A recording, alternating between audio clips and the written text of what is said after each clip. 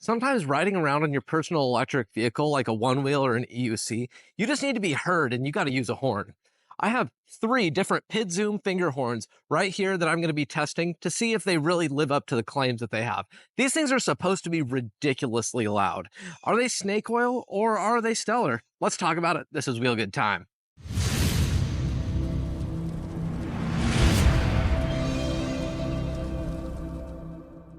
I want to give a big shout out and thank you to this video's sponsor, Pidzoom, for providing all 3 of these finger horns for demonstration and comparison purposes.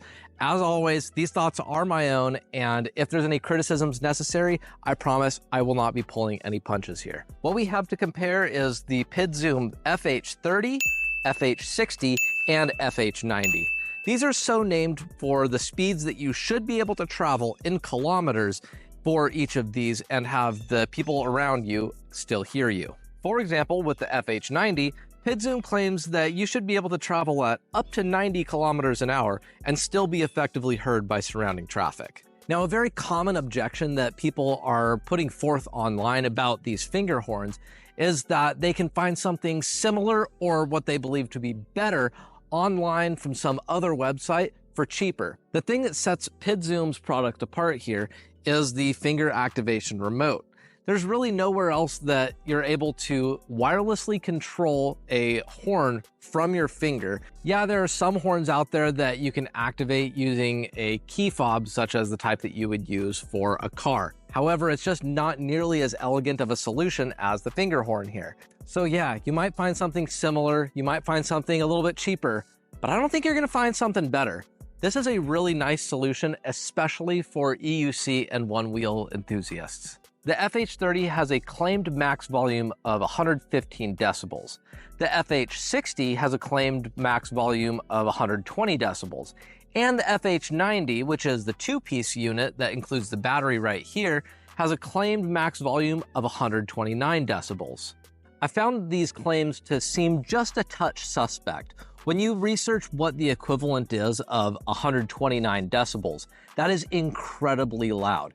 By that, I mean just about as loud as a jet engine taking off. That is ridiculously loud. Then, as I was doing even more research, I found that every single electronic horn that is sold online seems to have a somewhat inflated number for their amount of sound pressure that is being pushed out of these horns. The problem is that when you measure the amount of noise that comes out of there from 1 millimeter away, it's going to have an absolutely deafening number of decibels. It's going to be incredibly loud. I think the most appropriate benchmark for measuring sound is comparing it against that of a car horn. And the correct way to do that is to measure it from 1 meter away. Now, when you measure a car horn from 1 meter away, it's going to give you 110 to 115 decibels of sound. That's pretty loud. So the important thing that we need to be discussing is, do these get close to or the same amount as what a car horn is able to produce? Because really, that's what's the most important. So let's put these claims to the test with my professionally calibrated, highly scientific instrument that cost me an absolute fortune. Now, this thing was handcrafted by monks in the Himalayan mountains and personally blessed by David Hasselhoff. So you know this thing is going to be absolutely accurate. Let's start by getting our benchmark by measuring it from 1 meter away with a car. 111.3. All right, at 1 meter away, let's test the FH30. 105 decibels. Testing the FH60 now. 101.7. Finally testing the FH90. 112.9. So after testing these, as it turns out, the FH30 is louder than the FH60. This is a bit of a surprise.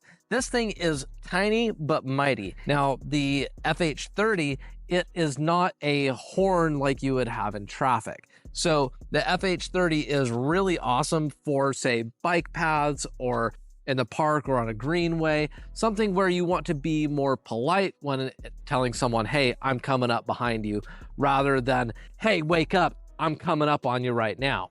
Now, if you really want to rattle somebody's brains, that's where the FH90 comes in. The thing about the FH90 is that it's a 2-part system. We've got the battery and the horn here. And honestly, the horn is ridiculously loud. As far as I'm concerned, since it is just as loud as a car horn and it has the same sound as a car horn, this thing is absolutely perfect for any situation when you're traveling at high speeds in traffic, even beyond 90 kilometers an hour.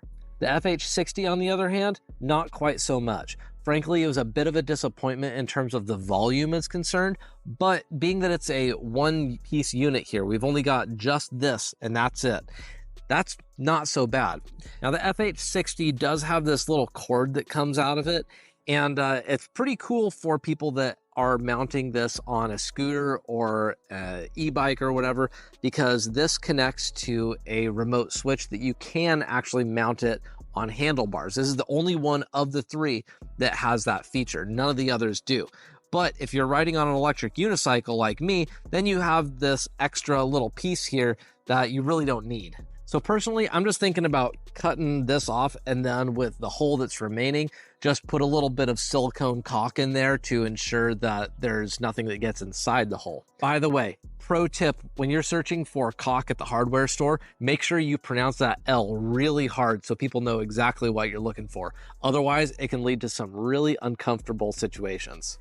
Another important thing is that when you press and hold the button here to activate your horn, it's not going to be continuously sounding it. Now, I'm going to probably get a noise complaint from the neighbors, but we're going to do this just one more time just to demonstrate.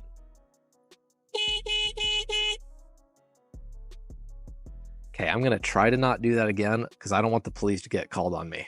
Now, if you were to ask me which one is my personal favorite, for me, it's the FH30. Yeah, it doesn't sound like a car horn, but it's a very polite noise. It has virtually zero lag, and it's really small and really, really loud. Before you go, please help the YouTube algorithm gods shine their light upon me by hitting that subscribe button and liking this video. If you want any of these products, you've got a link to all of them in the video description with a discount code WheelGoodTime. Thanks for joining me, and I'll see you next time.